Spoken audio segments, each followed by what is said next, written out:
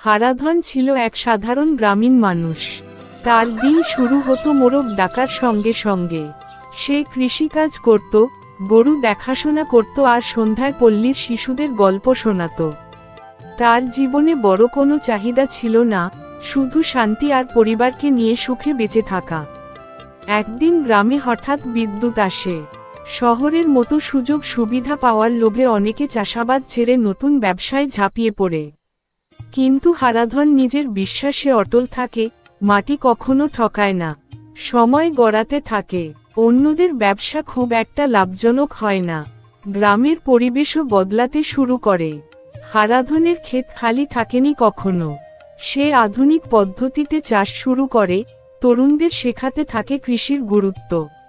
শেষমেশ যাদের মনে হয়েছিল চাষাবাদ পুরনো দিনের ব্যাপার, তারা আবার হারাধনের কাছে ফিরে আসে শিখতে। হারাধনের ধৈর্য, আদর্শ আর পরিশ্রমের কাহিনী ছড়িয়ে পড়ে আশেপাশের গ্রামেও। সে আর শুধুই একজন চাষি ছিল না, সে হয়ে ওঠে গ্রামের বাতিঘর।